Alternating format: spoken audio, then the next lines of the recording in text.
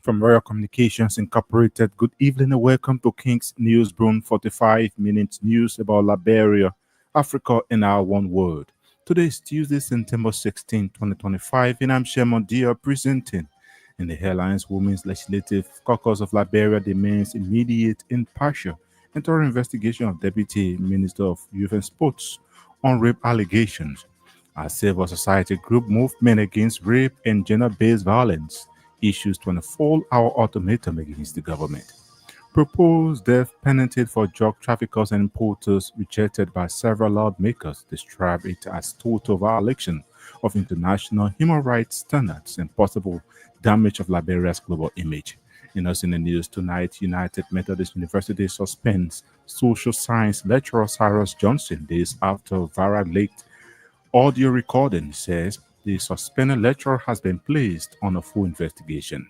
Away from home fears that South Sudan, the world's youngest nation, could plug into a new civil war have intensified after the party of suspended Vice President Riek Machar called for regime change. Police in Somalia have arrested four TikTokers for allegedly insulting President Hassan Sheikh Mohammed in a dance video. This lost the news bulletin. Voices of those making the news at our package. But we'll take a short break to be right back.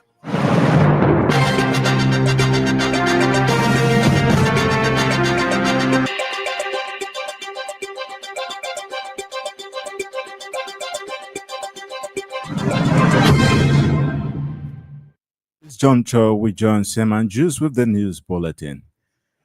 The Women's Legislative Caucus of Liberia says it is deeply disturbed by recent reports of an alleged rape allegation involving Brian McGill, Deputy Minister at the Ministry of Youth and Sports. In an official statement under the signature of Representative Ellen Arthur, chairperson of the Women's Legislative Caucus of Liberia, described the allegation as serious and called for swift action. The statement added that the caucus strongly condemned any form of sexual and gender-based violence and expressed solidarity with the survivor of the deeply troubling incident.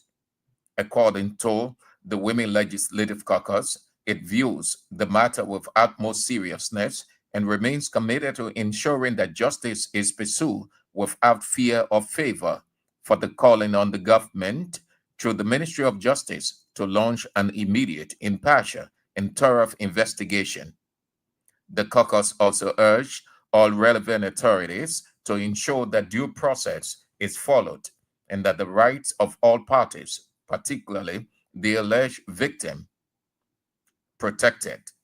At the same time, the Women's Legislative Caucus is demanding the survivor to be placed in a safe home or protected environment where she can receive psychosocial support and remains shielded from public intimidation, bullying, or undue influence during the course of the investigation. In a related development, a civil society group, Movement Against Rape and Gender-Based Violence, has issued a 24-hour ultimatum to the Liberian government to suspend, arrest, and prosecute Bryant McGill, Deputy Minister for Youth Development at the Ministry of Youth and Sports, for allegedly raping a 14-year-old girl. The group said failure to take action within 24 hours, it will rally more than 500 women to take to the streets in demand of justice for the 14-year-old allegedly rape survivor. The Movement Against Rape and Gender-Based Violence also criticized the government for what it calls deliberate delay in prosecuting alleged rapists. Bryant McGill is accused of raping a 14-year-old girl, the daughter of the Deputy Chief of Security at the Ministry of Youth and Sports. Several Liberians, including prominent figures, have since condemned the Deputy Minister's alleged action and called for his immediate prosecution. Movement Against Rape and Gender-Based Violence argue that the accused Deputy Minister continue to walk around freely instead of being arrested, investigated, and dismissed. Monserrato County District 3 Representative Sumo Molba has rejected calls by some lawmakers for death penalty against drug traffickers and importers. In a statement, Representative Molba warned that such proposals violate international human rights standards and could damage Liberia's global image, especially as the country holds a non-permanent seat on the United Nations Security Council. He said Liberia is bound by international treaties, including the second optional protocol to the International Convention on Civil and Political Rights, which bans capital punishment. Representative Sumo Molba, a public policy expert, called for a three-part strategy to combat drug crimes: prevention and education, rehabilitation, and strong enforcement backed by proper funding and international cooperation. He urged fellow lawmakers to uphold the law, act responsibly, and avoid measures that could undermine Liberia's credibility or international goals. Representative Sumo Molba concluded that life imprisonment and investment in drug control systems are more effective and humane alternatives to the death penalty. The United Methodist University has announced an immediate suspension of one of its lecturers, Cyrus Johnson, days after being heard in a leaked audio requesting money from students for passing grades. Cyrus Johnson also teaches social science at the University of Liberia. He served as a lecturer in the social science department of both University of Liberia and United Methodist University. The suspended lecturer leaked audio, which went viral, in which he is heard demanding students from United Methodist University who fail his course to pay 50 United States dollars for grades, while U.S. students were being asked to pay 25 United States dollars. A statement released by the authorities of United Methodist University Tuesday disclosed that instructor Cyrus Johnson has been suspended and placed under full investigation. Johnson's leaked audio has sparked major concerns among citizens as several university students have begun expressing their experiences with instructors regarding money for grades. The state-run University of Liberia is yet to publicly announce administrative action against Cyrus Johnson since the release of the leaked audio. Sino County Senator Augustine Chia has awarded full scholarships to several students attending Gary Hill Christian High School to boost their education in the county. Speaking Tuesday, Senator Chia said the initiative is part of commitments made to students during the 2023 presidential and general elections. He emphasized the importance of perseverance, encouraging students to stay focused in their education as they prepare to become future leaders. Senator Augustine Chia also announced plans to build playgrounds at various schools across the county, intended to create a child-friendly environment that keeps students engaged on campus. The head of the Christian Association of the Blind in Grand Bassa, Robert Pado, has described the eating condition of people living with disability really able to afford their daily needs. According to him, they normally go without food in the morning and afternoons, with single meal in the evening. Mr. Pado explained that the center residents have been struggling to secure enough food to sustain themselves. He lamented that they rely largely on goodwill gesture from individuals and organizations, while government officials only tend to identify with them during major holidays.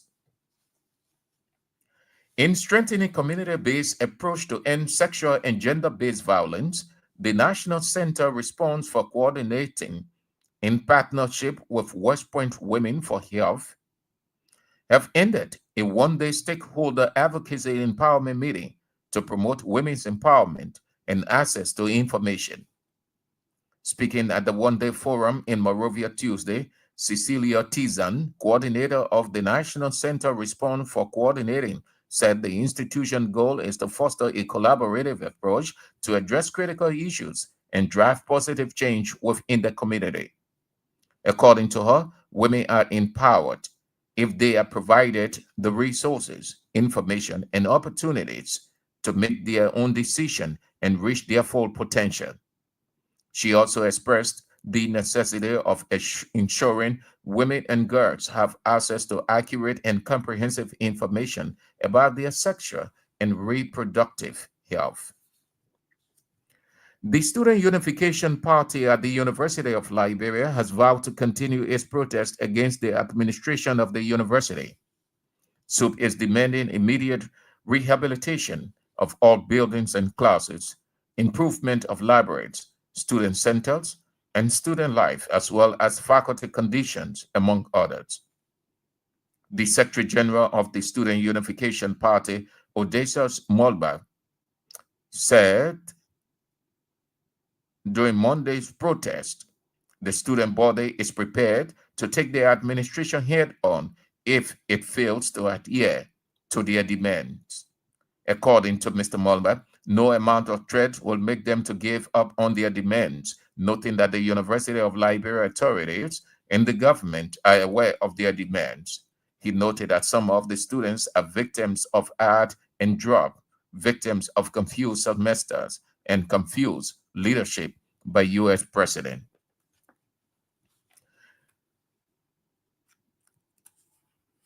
The Archbishop, Catholic Archbishop Gabriel Blamo Jube, has raised a strong alarm over the rising wave of drug abuse among Liberian youth across the country. Delivering his homily to Immaculate Conception Parish in Portland over the weekend, Archbishop Jube described the rising wave of drugs abuse as a national tragedy tearing families apart. The principal of Kingsley Linton Academy, Harrison Sacco, has congratulated students of the institution for a successful pass of the 2024-2025 West African Senior School Certificate Examination. 102 students of Kingsley Academy sat this year's exam, making exceptional pass, something Mr. Saka attributed to collective effort from both the students and administration. The school, with an enrollment of about 600 students, is one of the fastest growing institutions providing quality education in Liberia. And about 30 students are said to be benefiting from the Liberia Water and Sewer Corporation 4-month internship program aimed at fostering youth development through practical work experience. According to LWC management, the initiative is part of the government's broader effort to empower young people through internship opportunities across public institutions. Speaking at LWC headquarters in Monrovia Monday, the managing director, Mo Ali, explained that the students were selected from various high schools and universities across the country, vetted by the Ministry of Finance. He added that the interns have now been assigned across all 5 divisions of the corporation, including administration, management, technical services, finance, and sales and marketing.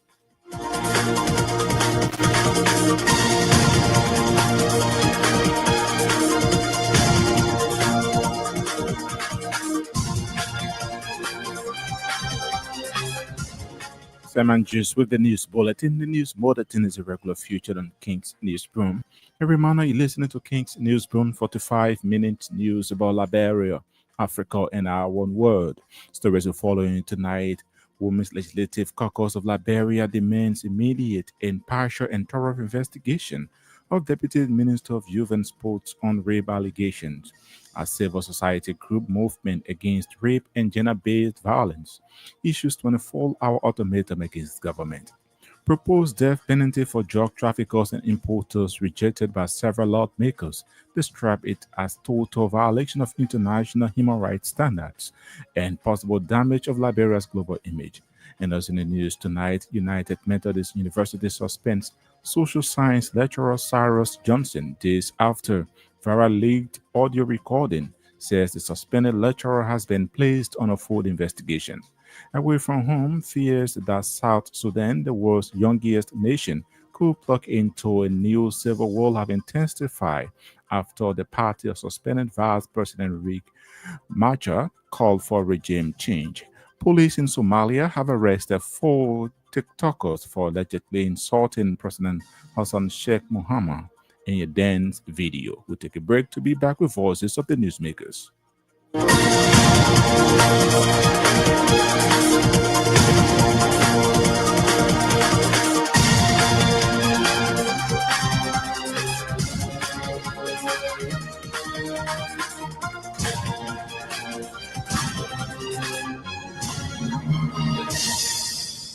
Welcome back and thanks for being there. A civil society group movement against rape and gender based violence has issued a 24-hour ultimatum to the Liberian government to suspend, arrest, and prosecute Brian Mangill, Deputy Minister for Youth Development at the Ministry of Youth and Sports, for allegedly raping a 14-year-old girl. The group said failure for the government to take action within 24 hours, it will rather 500 women to take on the streets of Monrovia in demand of justice for the 14-year-old rape survivor. Say no to rape. Say no to rape. Our voices matter. Say no to rape. I'm just a child. I'm just a child. Say no to rape. We demand justice. We ask the government to come in. We demand justice. We ask that President Joseph Yoma Bonta take the bold step and let justice be done to the victim. Let the minister go through the righteous procedures and be interviewed, investigated fully. We are giving the government 24 hours to say something, because after that for 24 hours and the government not to say anything, we can assure the government that Monday, the first working day, we will gather 500 women at the Ministry of Youth and Sport. If you call us to board nigga ourselves, we'll board nigga ourselves. If you call us to lock down the country, we'll lock down the actually mean what country. you're saying. I'm serious with what we are saying. 500 women. If it calls for us to lock down the country, we'll lock down the country. So we are calling on the government for justice. We want the government to dismiss the minister and let him face justice. We feel that the government want to compromise the case because he's a minister, he's one of them. So it's a shame to the government, our minister is supposed to protect the young one, raping them. So the government want to compromise the case. There is a non-political movement. These children don't know nothing about politics. They are not 24 hours. If the government don't say anything, the government should await our next action. If the government refuses, the government should get ready for our next action. Members of a civil society group movement against rape and gender-based violence. Sando County Senator Augustine Chie has awarded full scholarships to several students attending the Gary Hall Christian High School aimed at boosting education in the county. Speaking Tuesday, Senator Chie said the initiative is part of commitment made to students during the 2023 presidential and general elections. He emphasized the importance of perseverance, encouraging students to stay focused on their education as they prepare to become future leaders. We are here to tell you that we'll be providing some financial support to the students here. Yesterday, I launched a 2.2 million Liberian dollar scholarship program for the Sano schools. All right? We started that yesterday. We went from school to school. And your school is one of the schools that's supposed to benefit from that. So that's what I came to tell you. Isn't that good news? Yes! Thank you. So that's what I came to tell you. And we also want to tell you that I think you are right that I provided playground equipment for some schools, right? Yes. You go to some of the school, demonstration, melody, Cecilia Nepe, you see them. All right? So if we are given a space here to do that for you, if the school will give us a place to do that for you, I also want to let you know that I will do that for you too. They'll put on the bulletin so that you see your name. Once your name is there, and your parents are paying your tuition for this year, your parents are paying your tuition, it means that the school will give back that money to you. All right? Sando County Senator Eggleston Chie. The National Public Health Institute of Liberia has observed that the test conducted on the body of a man who reportedly died on board a ship on the high sea did not show any sign of Ebola, mpox, and other contagious disease. The Institute's Director General Dr. Dube Christian said results from the sample collected from the remains of the body proved negative. We were informed that there was a body from a vessel, where that vessel originated from, where it was going. The details are not to our knowledge, but we know that the vessel did not dock in the DRC Congo. It came all through, and then on sea, in international waters, there was a body on board from which the samples were extracted. The body was brought onto the Liberian shore. Again, how that happened is not to our knowledge. Those are questions that we are asking ourselves.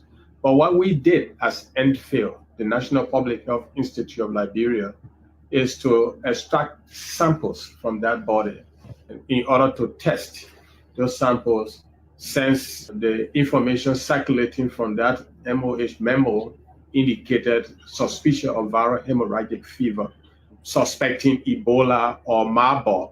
This extensive test will specifically test for the different subtypes of Ebola.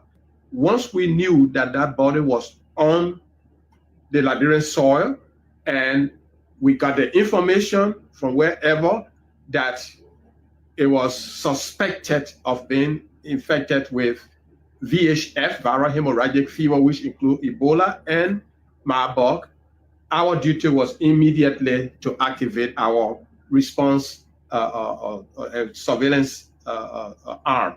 And they went immediately, took samples, because that's the first thing we do, to confirm whatever information we got or to rule out. And so we did play our part, and hopefully that helped. When that result came out, that helped to allay the fears of the population and calm the population down to reduce the panic. And consistently we are doing that so that the public is aware. Director General of the National Public Health Institute of Liberia, Dr. Dube Chris Ian. A pro-female campus-based organization, the Women on Women at the Louis Arthur Graham School of Law at the University of Liberia, has donated large quantity of food items and sanitation pads to the Japanese Liberia maternity ward at the John F. Kennedy Hospital. Speaking during the presentation, the president of the organization, Azata Jones Howard, said they were donating the items in order to buttress their efforts in catering to babies and their babies and mothers of babies. Thank you very much. I'm really humbled to be here today. And also, I'm very proud that, a segment of the law students are here today, to support women, because the organization is called Women on Women. And the intent of it is to support women.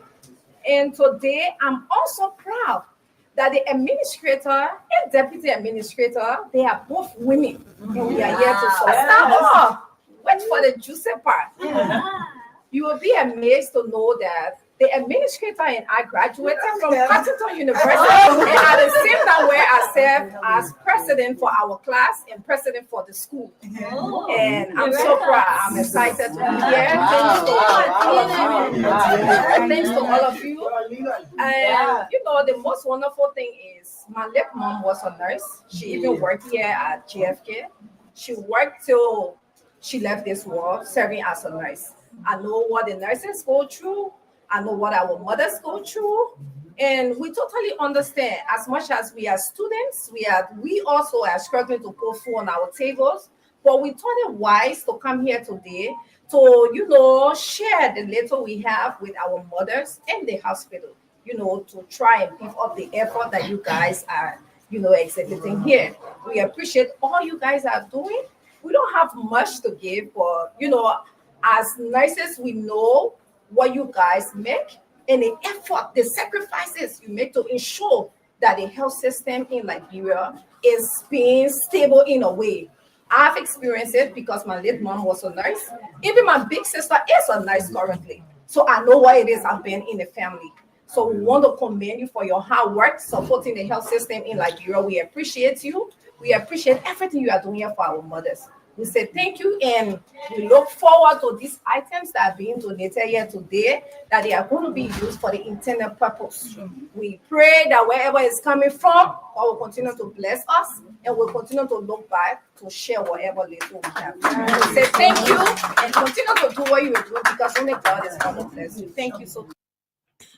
Receiving the items on behalf of the hospital, the deputy director of the Liberia Japanese Maternity Hospital, Deviator Parker Salif, thanked the woman on woman at the Louis Ada Graham School of Law for the donation.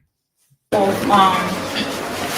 CEO and the deputy CEO for administration, the chief medical officer of the medical center. My name is Mrs. Deviator A.P. Parker Salif. I'm the administrator here at Maternity Hospital. I'd like to officially welcome you all at our facility, the Liberia Japanese Friendship Maternity Hospital. And for the purpose we are here, we say welcome. I know in depth we have further conversation. Thank you. Some have come from here, but they are mostly in need of these things because they have babies. So thank you. We will give a message to them and let them know they came from a heart of love.